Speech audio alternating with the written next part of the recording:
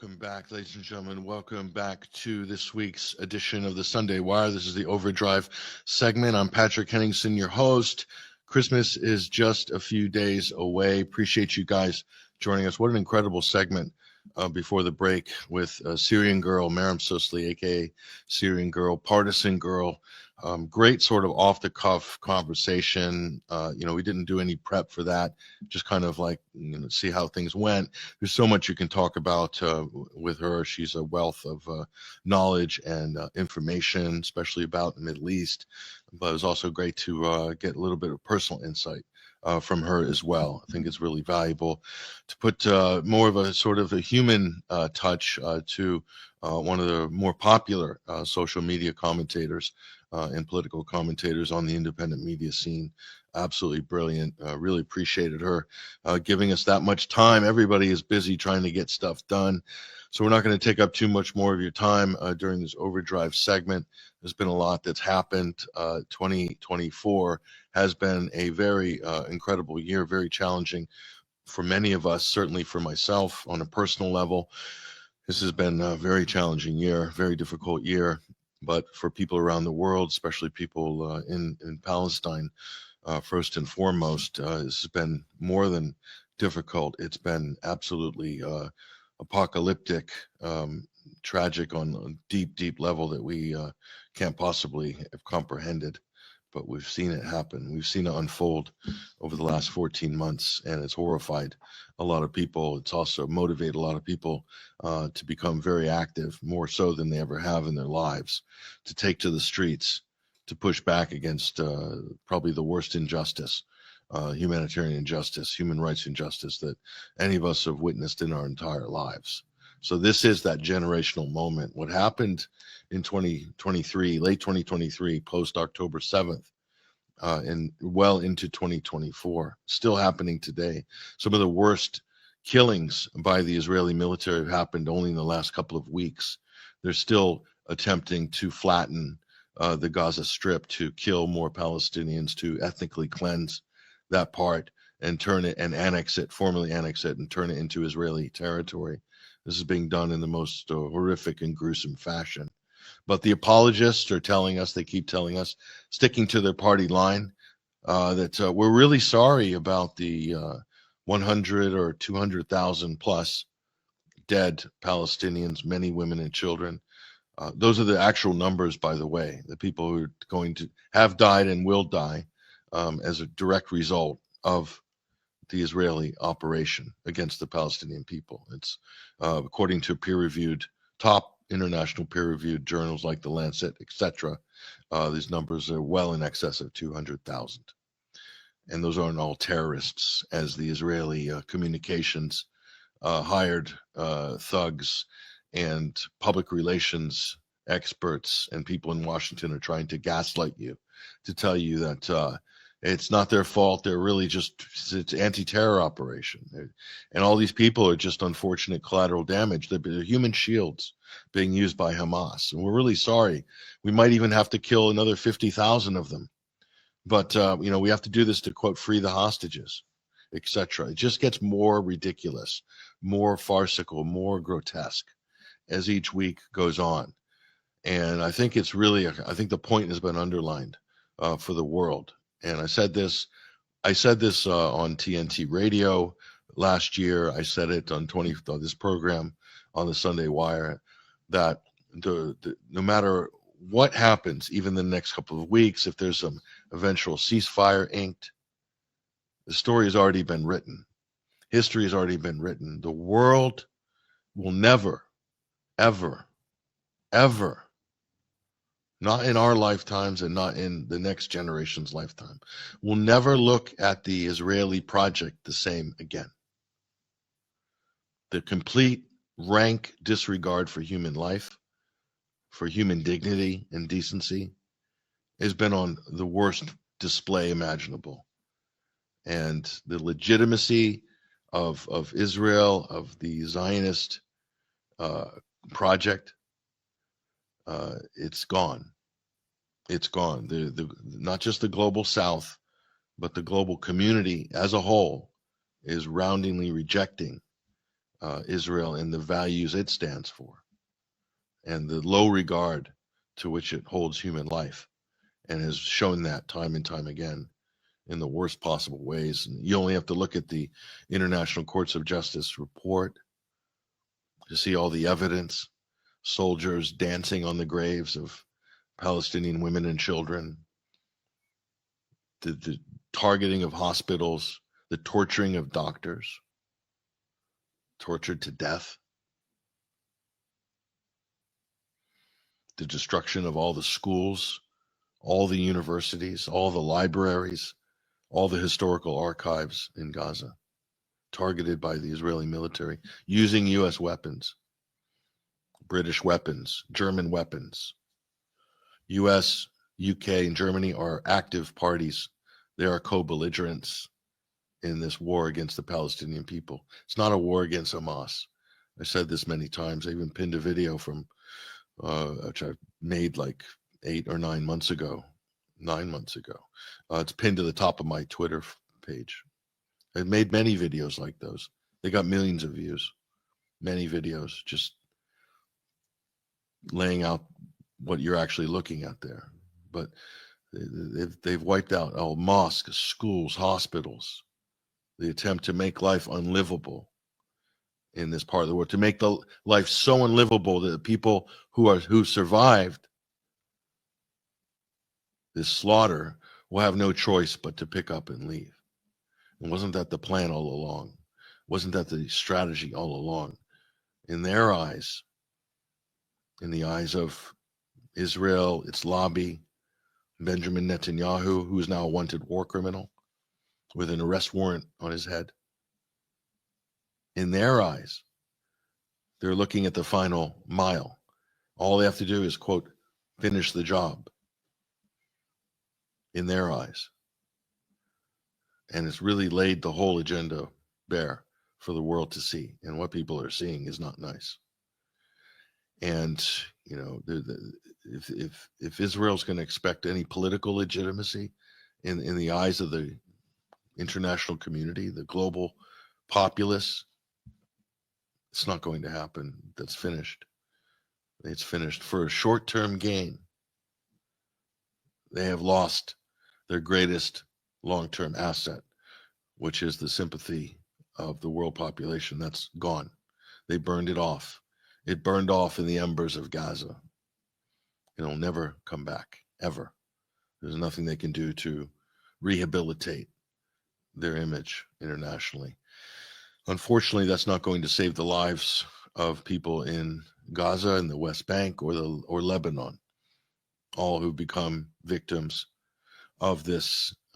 There's no other way to really describe it, but if you're going to be honest, this is a colonial project in the Middle East that has no place in the 21st century at all, but yet it's still being propped up, sponsored, given cover by Western imperialist powers led by the United States and its other partners. There's no other way to describe it. There has no future. So in the meantime, what will it do? Kicking and screaming on the way out. How much damage will Israel incur? How much damage will the region and the world incur as Israel kicks and screams on the way out the door of history? That's the big question. And it might be looking great right now. Netanyahu's doing a victory lap, that they've got this great military victory in Gaza, in Syria. They're going to annex more territory in the West Bank and the Jordan Valley and build settlements and take parts of South Lebanon. They've seized Mount Hermon. They're doing great. They're on a winning streak in Tel Aviv. That's what they're telling themselves. It's what they're telling the world. But in the background, it's collapsing like a house of cards. Because if you want to be a successful nation state or a state actor in the international community, you have to be accepted by your neighbors. You can't just go to war with everybody and everybody submit to your will militarily at the barrel of a gun or else. That doesn't tend to work out well in the long run in history. Might be working out for the moment, materially, but politically, historically, spiritually as well. It's not going to work out, unfortunately. That's probably how history will eventually be written. Unfortunately, we have to suffer this in our lifetimes. But anyway, we've tried our best to cover this story over the last 14 months, as we've tried to cover other stories.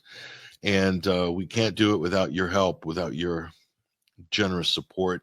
Right now, we're running our winter fundraising drive at 21st Century Wire. This is how we fund the operation for the next 12 months. Very important fundraising drive. So go to 21 Wire, hit the donate button. You'll also see at the top of my X profile, and this is how you can help 21 Wire go from strength to strength in the new year. We've done some great investigative independent journalism. We have some great journalists working with us. We publish their work. We have supported independent journalists, and we not only support independent journalists who publish on our platform, but I also support other independent journalists on other platforms as well. We've done that for years. Of course, we don't talk about it much, but in the background, we're doing it. Some people who have received donations from us, you know who you are. But I think that's just something that I think we all should be somehow involved. That if you have an independent media platform, everybody should be picking at least a couple of other independent media platforms to donate to now and again when you can and help. And we don't have massive amount of resources. For an independent media outlet, we're very small, and I'm very much under resourced compared to some of the other big names. We don't have any celebrity patrons like some other outlets do.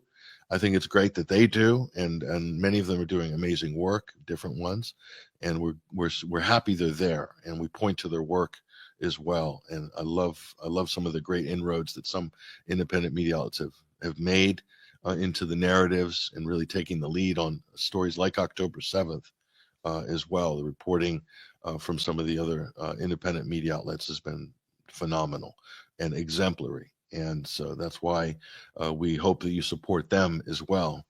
But we definitely need your support going forward. If you like what we do, if you want to see more of it, and you want to see us go strong into the new year, we started in 2009. This was a blog site on WordPress.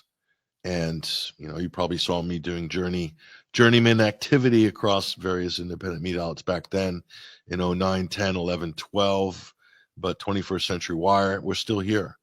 And we've developed a lot of different aspects to this operation since then. And yeah, I can say we're doing some great work, and I hope to do more. Absolutely hope to do more. There's a lot to do in 2025. And the world isn't going to get any less crazy, I predict, in the next 12 months. It's going to get a little more crazy. We're all hoping for, obviously, ideally, world peace, no World War III. That's something that we're working towards. I'd love to be completely have nothing to talk about other than, who knows, space travel and whatever else they're serving up, doing something else in the world besides stopping senseless wars being driven by the United States and its allies and NATO, etc. We'd love for it to come to a screeching halt one day. Maybe it will. And it's going to be because of the collective effort of many, many, many people on this planet. So we are just a small tether in the scheme of that story. So we really appreciate you guys and all the support you've given us. I want to say thank you. We're going to wrap it up now. I want to say thank you as well to Syrian Girl, aka Partisan Girl, and really appreciate her coming on, sharing her time with us as well today. And you can also watch this on the playback on all the other major platforms, YouTube as well as Rumble, etc. So that's all we've got time for today. You might see me on some other programs over the holiday period. Definitely we're going to do something with ACR, with Hesher in the Boiler Room. I hope they're doing a little Christmas powwow. Hopefully we can get together for that. So that's something to look forward to as well. Anyway, if I don't talk to you or see you guys, and in the meantime, hope you have a great Christmas, and hope you're able to spend that with your family, and take some time to reflect what's happened this year, where we're at in the world, where you're at in the world in relation to the world, where you're at in relation to yourself as well. All of those things to think about over the holiday period. We appreciate you tuning in And we'll also be doing a live space, I think, this evening on Twitter. So go into X, Twitter, and you'll see a space I'm probably co-host with Benjamin Rubenstein, who's a great friend of the show, as well as himself a great independent media person. We love spending time with. That'll be on X, Twitter, after this live stream in a couple of hours. So keep an eye on my profile for that. So again, a lot of stuff to cover. We'll use all the different avenues to do it. We are active, and we're going to stay active. Thank you guys so much again for joining us. And that's it. I'm Patrick Henningsen, your host, signing out. Merry Christmas. Happy New Year. Hopefully we'll see you next week, if not the week after. Take care. All the best.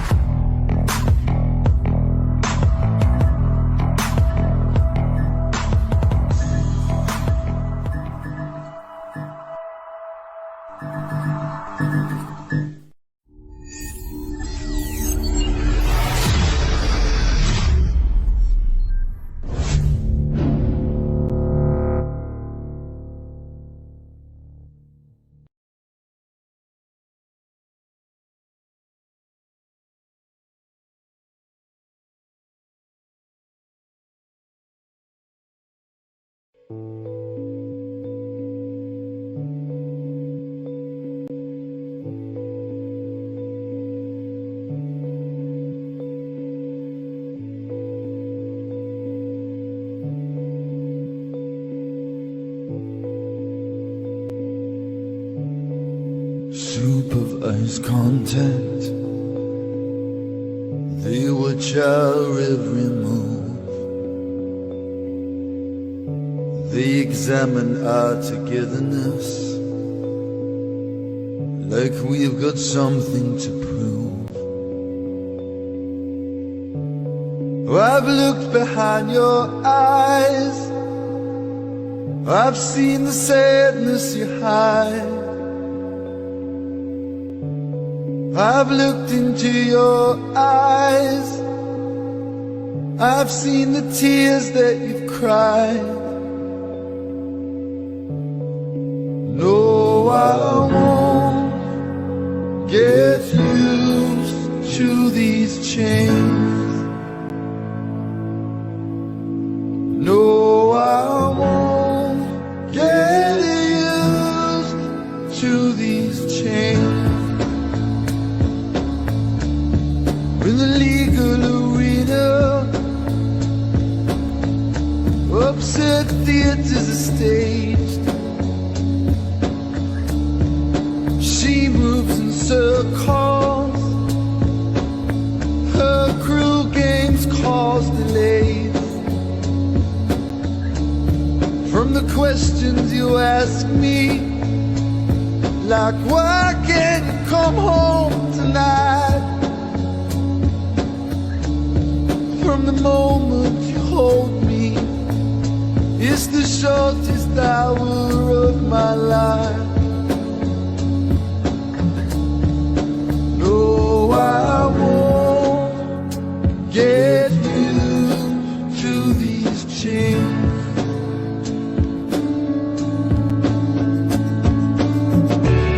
I wanna tell you what I'm feeling, I wanna tell you what I know. Someday the truth will know.